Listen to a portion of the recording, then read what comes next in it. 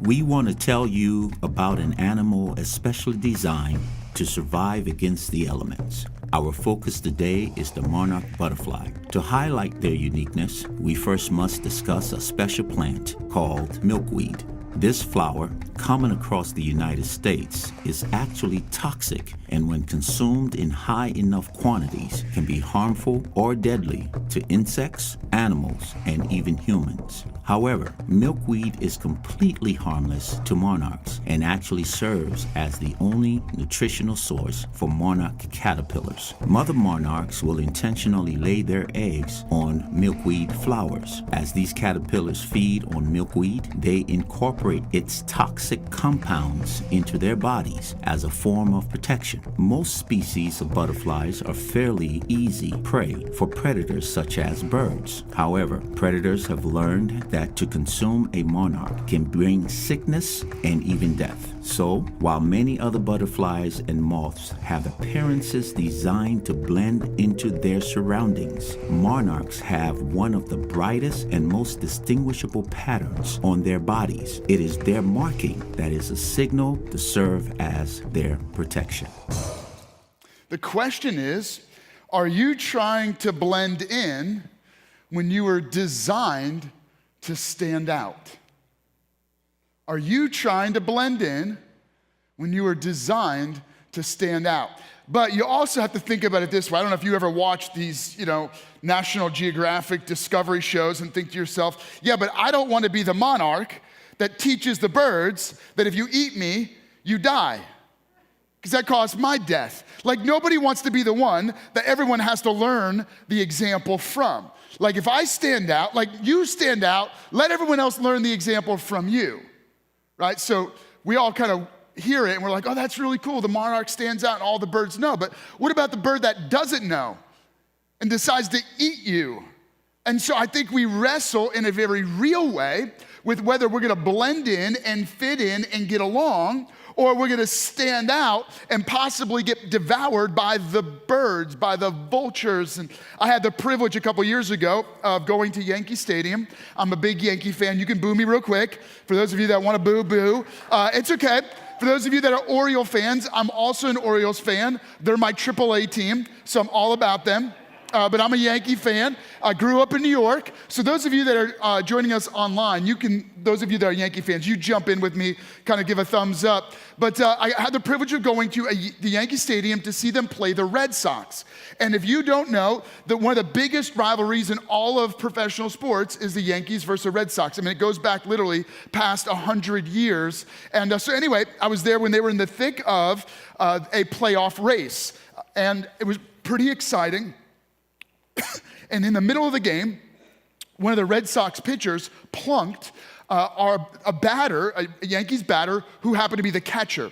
And I have never in my life seen such a massive crowd of people, 45,000 people start chanting the most vicious obscenities in unison.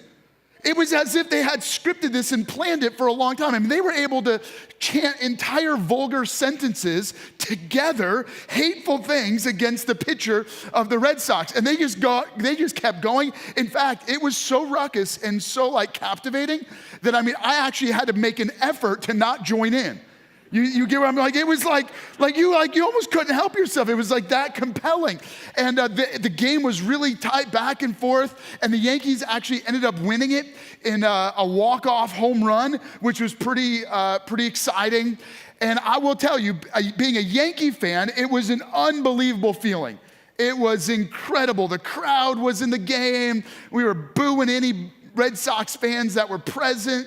People were chucking stuff at them and heckling the Red Sox players. And it was exciting. We won the game. And I'll tell you though, if you were a Red Sox player, it had to have been an emotionally exhausting and physically exhausting game.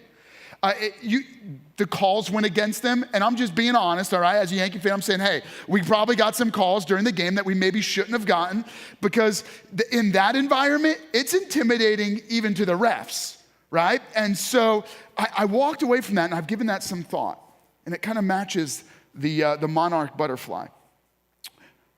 Are you trying to blend in, or are you designed to stand out.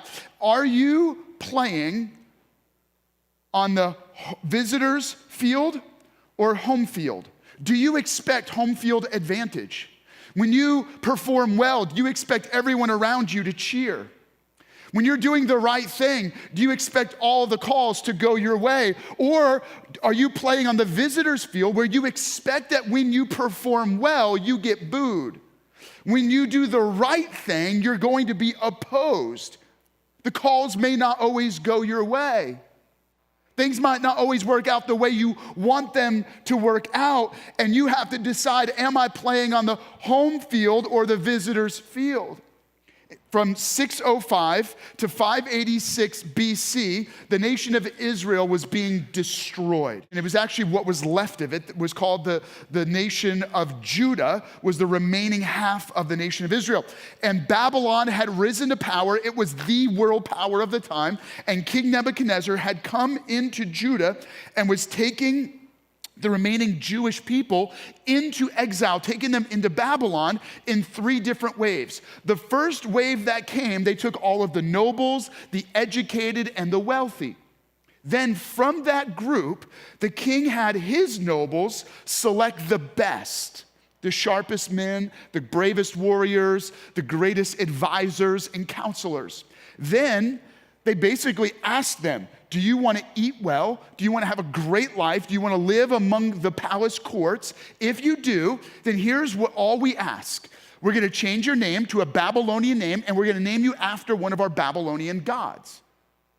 I said, okay. He said, you're going to become eunuchs. Gulp. If maybe you don't know what a eunuch is. Let's just say it's a man, and you can't have babies after this procedure, all right? And then they were required to be educated in the language and the literature of the Babylonians, which in essence meant they got put into an indoctrination camp. Okay, you with me so far? And so all these different Hebrew men get put into this, and so they get thrown in there. But then there was one more step, and it was interesting because of all these devout Jews, nobody fought this. They didn't stand up and resist it, they just went with it.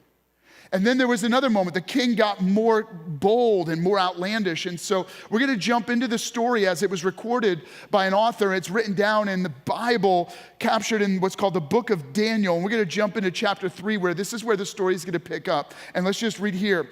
The king erects a giant statue made of gold. And he tells everyone, all the leaders and nobles from all over his empire, to come and worship his statue. So this is where the story picks up. Daniel chapter 3, verse 4 through 6. Then the herald loudly proclaimed, nations and peoples of every language, this is what you are commanded to do. As soon as you hear the sound of the horn, the flute, the zither, the lyre, harp, pipe, and all kinds of music, you must fall down and worship the image of gold that the king Nebuchadnezzar has set up. Whoever does not fall down and worship will immediately be thrown into a blazing furnace. And so basically they're being bullied into compliance. They're being intimidated not only to take on a new name, a new education, a new identity. Their legacy and their future was cut off, quite literally. But now they're being forced and bullied into denying their God and worshiping another God. And so this is a critical moment. At what point do you begin to say, I am going to stand up and I'm willing to stand out, maybe like a monarch? This might cost me my life, but I'm going to stand up and stand out. What is your point? Meaning, at what line do you draw in the sand where you say they can push me and they can push me and they can boo me, and they can heckle me and they can call me names, but man, you start calling my mother names and that's it. Y'all didn't play any sports? I wasn't, all right. Like at what point do you get pushed enough where you say, that's it? I've been bullied enough, I'm not bowing down anymore. Interestingly enough, imagine it.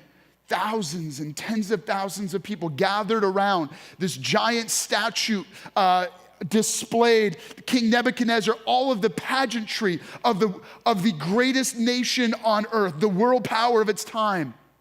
All the greatest leaders gathered to worship this made-up God. Tens of thousands of people. Music starts to sound. People are cheering. People are shouting. And then all of a sudden, everybody begins to bow. In fact, here it is. Let's just read it. Therefore, as soon as they heard the sound of the horn, flute, zither, lyre, harp, and all kinds of music, all the nations and peoples of every language fell down, and they worshiped the image of gold that the king Nebuchadnezzar had set up. And this is their moment. This is our moment.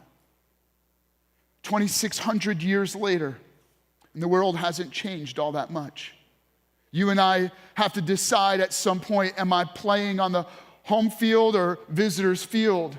Do I expect to have home field advantage? Do I expect every call to go my way? Do I expect that they're gonna hold up my God as the God that everyone worships?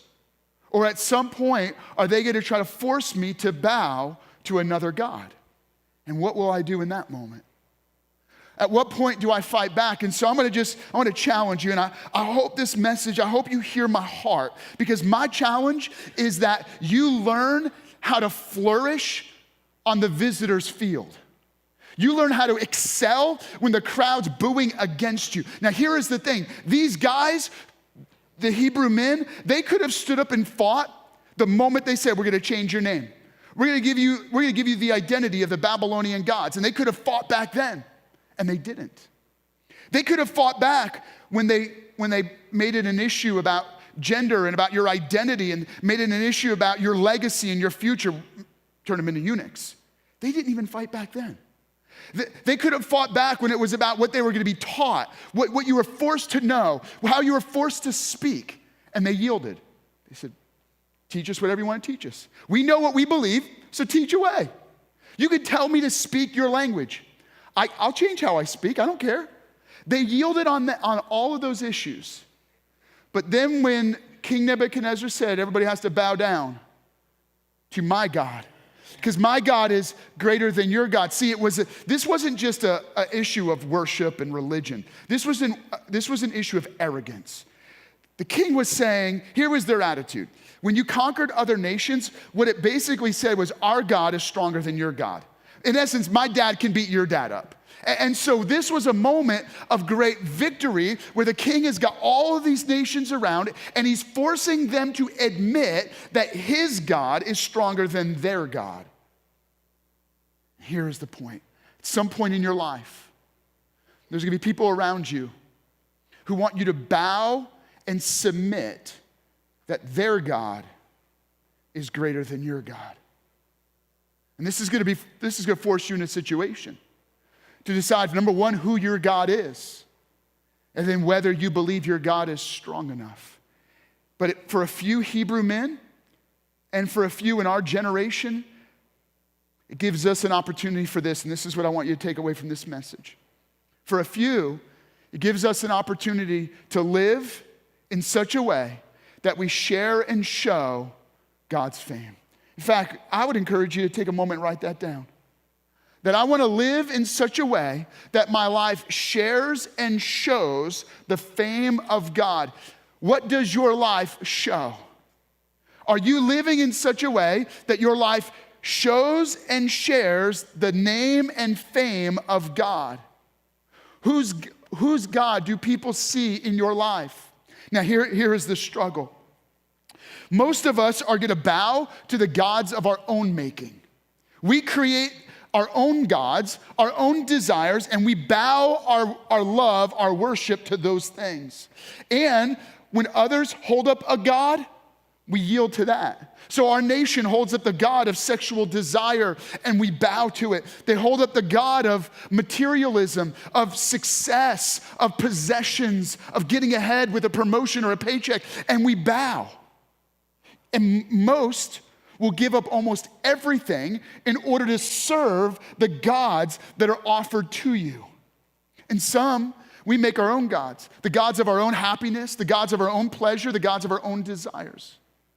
The reason we create these gods and the reason we so willingly bow to these gods is because deep inside of us there is a brokenness called sin. It's a spiritual corruption. At the core of who we are, there is something misaligned. This corruption called sin separates us from relationship with the true God.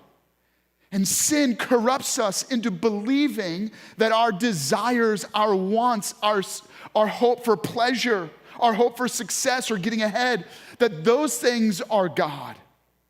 And so sin drives us to make gods of our own desires, our own wants, our own ego, and sin drives us to bow to the gods of the world around us. And the result of sin is that not only does it separate us from God, but then we live our lives headed toward an eternal judgment. The spiritual part of us that was corrupted by sin goes on living forever, suffering the consequence of bowing our life in worship to these gods of our own making. But God, the true living God, who isn't made by human hands, who isn't a God formed by the kings that are the most powerful on earth then or on earth today, the God entered into our world and became one of us to rescue us. Jesus Christ came into our world for the express purpose of rescuing us from sin. People like you and me who too quickly bow our knee in worship to the gods displayed in front of us. Jesus Christ came to earth knowing that we would bow. And so what he did was he took our sin, that sin corruption that drives us toward our own ruin, he took that sin on us. The judgment that we deserve because of sin, he took that on himself. The shame, the guilt that comes from living a life driven by sin. He took that on himself so that when Jesus died, he didn't die because he deserved to die. He became our sin. He became our shame. He carried our judgment so that when he died in our place. Jesus, this God-man, died once for all so that anyone who believes in Jesus by faith is forgiven of sin and given new life. And when you receive this new life through faith in Jesus, it's not a new life that comes into your physical body or into your mind or even into your emotions. It's a new life that enters into the previously corrupted spiritual part of who you are. God's Spirit enters into your spirit. And when God's Spirit is united with your spirit, you become truly alive. For the very first time, you become alive in God's Spirit and you receive eternal life so that even death can't kill you. Death becomes a gateway simply to forever life. Now, here's the key. The reason I'm taking the time to explain this to you is because when you believe in Jesus by faith, you now have given your loyalty to God himself. What that means is you make a commitment to not bow your knee to any other gods. But you have God's Spirit in you, giving you the power and the courage to share and show his fame. In essence, you discover that the reason you're here is because you now become an ambassador, a champion. You become a player on the visitor's field. In essence, you're on a different team now. And so you understand that when you get up to bat, they're booing against you. They want you to strike out. I used to do this. I played baseball, and we would heckle every player on the other team. Like my thing was, I would yell at him and be like, "He's a looker, he's a looker," and I would try to get him to swing at the worst pitch possible, because make him think that he was just going to look at every pitch that goes by, and then you get in their head, and then they swing when they shouldn't swing. So I'd be heckling them, and we've got to understand. My loyalty is to God. I'm on a different team. Now, how does that look? Here's what happened. In this scene, when King Nebuchadnezzar had all of the nations and peoples bow, there was a few guys that wouldn't bow.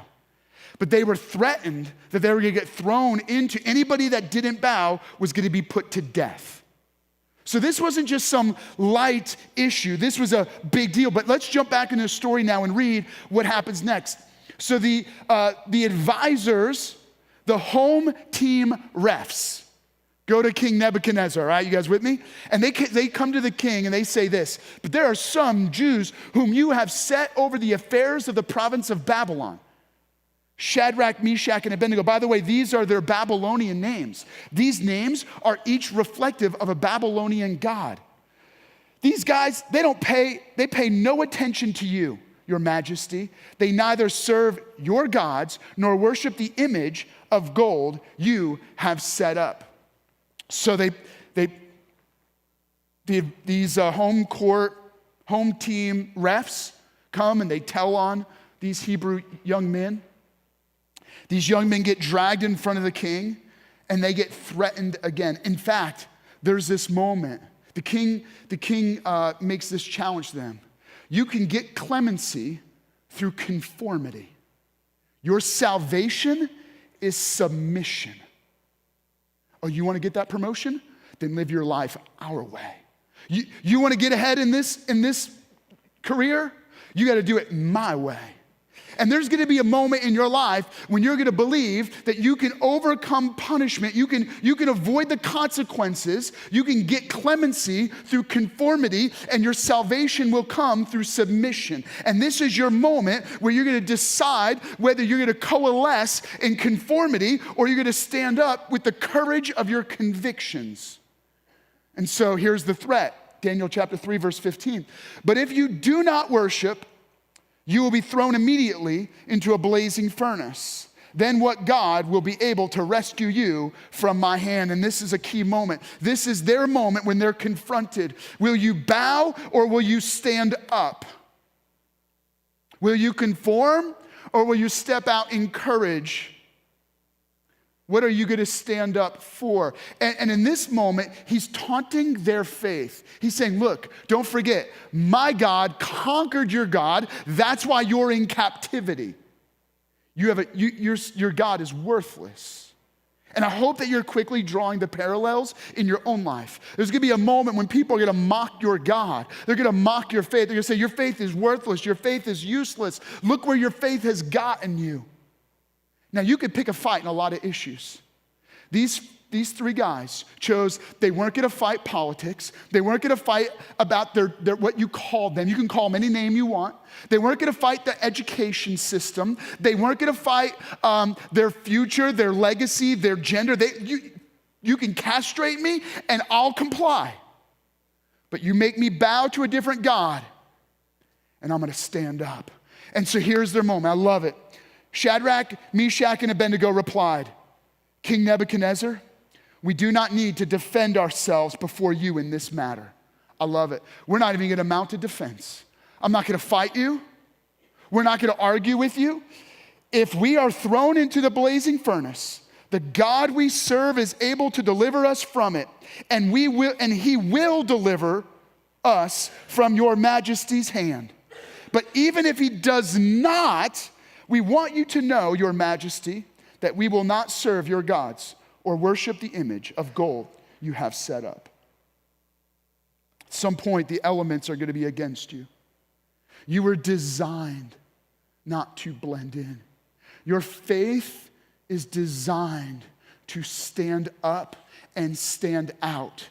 So my challenge to you is choose carefully when you're going to stand up and stand out. You don't need to stand up for every issue. You don't need to get caught up in every fight. You don't need to make your colors known and hold up your banner on every bandwagon issue. Choose wisely.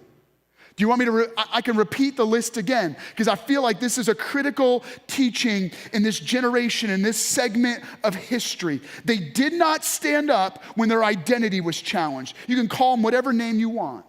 They didn't stand up when they were castrated and made into eunuchs. You could cut off their legacy. You could cut off their future. They did not stand up for what they were being taught or how they were told to speak. But when you told them, and you challenged their God, that was their moment. They said, we're not going to defend ourselves. Our God will show up. Our God will show off. But we want you to know that even if he doesn't, throw us in the fire, because then death will deliver us from your hand. Here's the key. I love it. Let me read this phrase to you again. The God we serve is able to deliver us from it. And he will deliver us from your majesty's hand. But even if he does not, here's the key. Live to show God's fame. In essence, whose colors are you wearing? Whose name is on your shirt? Whose team are you playing for? At some point, your loyalty is going to be tested. It's not just who you serve, but it's whether or not when you're told to put on this team's colors and when the home team is chanting against you and they're recruiting you to switch sides and everyone's bullying you into compliance and clemency comes to conformity and you have this moment when you're confronted, are you going to stand up and stand out? Or are you going to blend in and go with the crowd? Let me challenge you that you and I are called to live to show God's fame. They made a commitment that they were going to live their life in such a way that the home crowd that was booing them and heckling them, at least they would have respect for the way they played the game. You might be booing against me. You might not like me. You might see me as your enemy, but you're going to see my love and you're going to see my conviction and you're going to see my courage and you might take my life. Oh man, I feel like a quote, but I'm not going to do it. But you'll never take my freedom. All right, here's the thing. Listen to me very carefully. If you spend your life trying to gain the applause of the crowd, you'll bow to the gods of our generation and culture.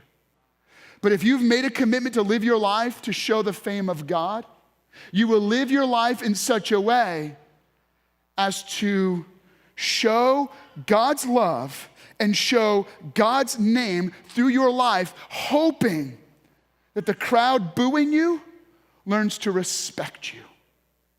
They may never cheer for you, but at the very least, they watch the way you play and they go, I can respect that. I respect their love. I respect their life. I respect their faith. I don't agree with their faith, but I can see the courage of their convictions. They're not fighting every issue. They're not turning every ball field into a battlefield. But if you push them hard enough, you see their colors. And I want to challenge you that obedience to God will bring you to places where you're going to be confronted to comply or step out in courage. Obedience to God will bring you to a place where you will be confronted to comply or stand out in courage. God is looking for faith like that. Now, there's this cool moment. They get thrown in the fire. No, you didn't think that was funny? The king says, okay, you don't want to listen? You're not going to bow? Fine, kill him. And he throws them he has his soldiers throw them in the fire. And then the king is looking in the fire and check this out. He said, look, I see 4 men walking around in the fire, unbound and unharmed. And the 4th looks like a son of the gods. There's this debate in translation if the person who appeared in the fire was Jesus pre-incarnate, meaning Jesus showed up in the fire with them before Jesus was born in Bethlehem. And what a cool picture, right? Here's these 3 Hebrew men thrown in the fire because they would not bow to a false god.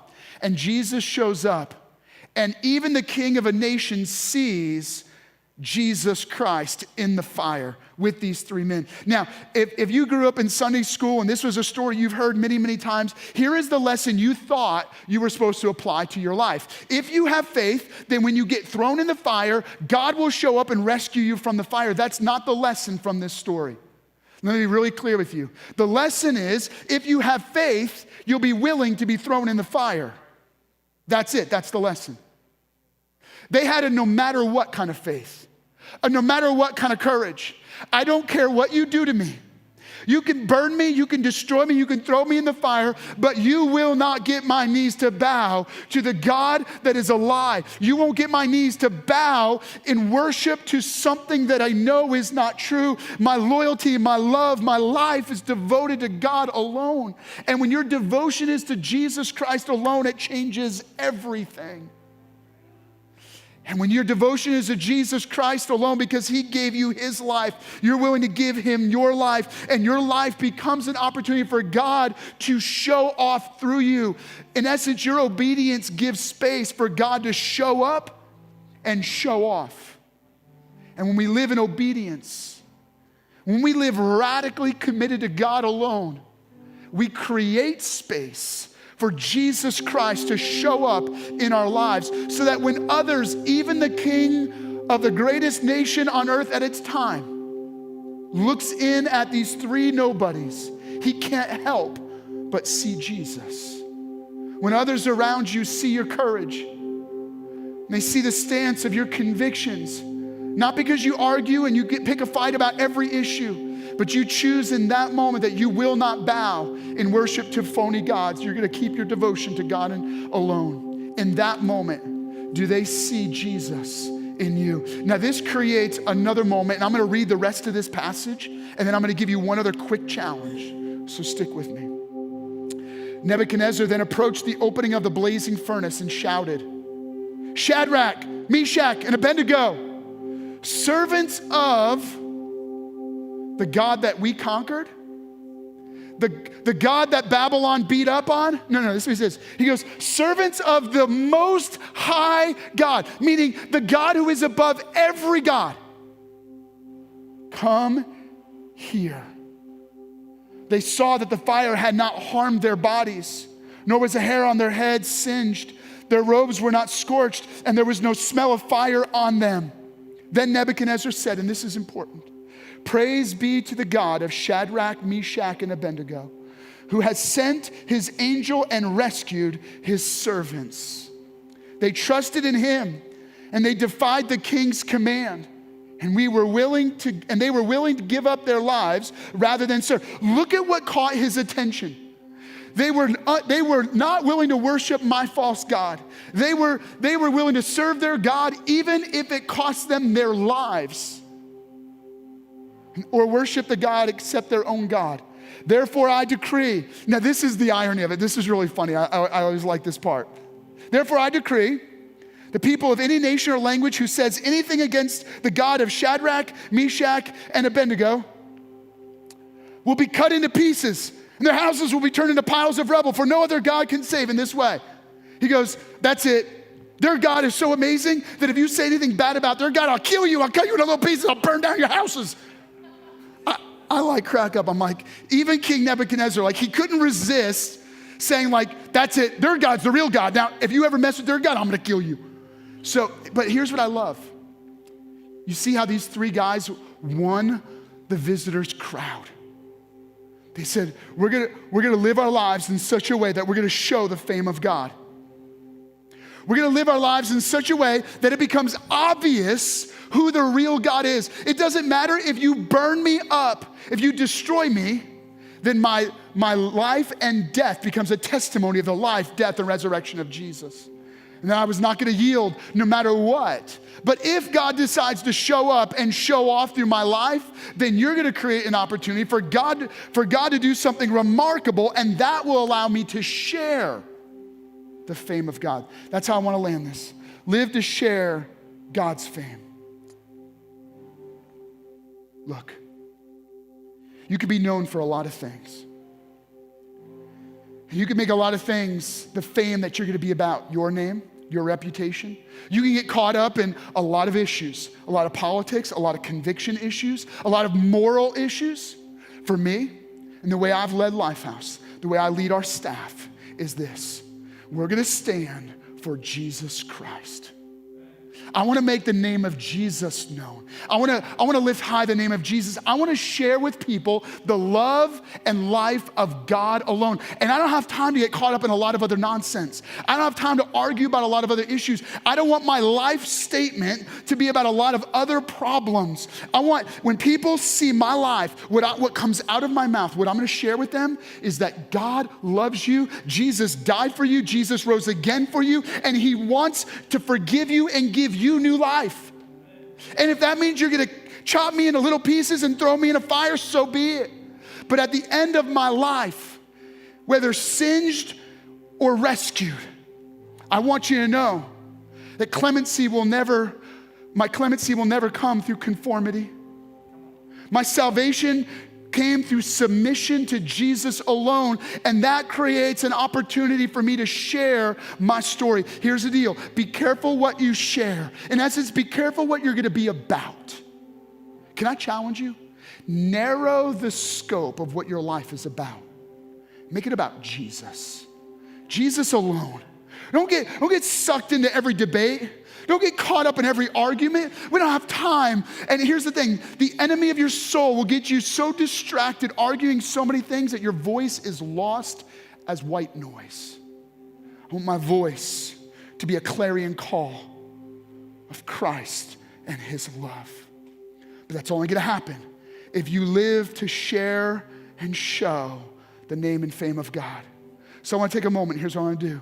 Some of you, you're at a place you need to make a commitment right now. You've been sitting on the bench and you're not even sure which side you're on. If you don't know what side you're on, you're already on the side of sin. But I'm gonna invite you to step off the bench and onto the team of Jesus Christ. Say, my loyalty is with God alone. And if that's your commitment, then you make that your prayer. For others of you, can I challenge you? How is your life being lived to stand out rather than blend in? And so I just want to take a moment. I want to pray over you right now. Would you allow me to do that? For those of you at each of our campuses, I want to just take a moment. I want to pray over you right now. Jesus, thank you for loving us so much that you saw us on our way to eternal destruction. You stepped in and you rescued us from the force of sin and you offered us new life. And so Jesus, we receive that new life by allowing your spirit into our spirit. And God, with your spirit in us, teach us to live against the elements so that we don't live our lives to blend in or bow down, but God, that we will stand up and stand out for what is right and good and best. We say this now. In Jesus' name, amen. We hope that you have enjoyed today's experience. We also hope that this message has challenged you and will encourage you in the upcoming week. And if you made a decision to follow Jesus Christ today, congratulations. Welcome to the family and welcome home. One of the most important first steps that you can take is by letting us know. You can click the prayer tab or you can visit us at lifehousechurch.org.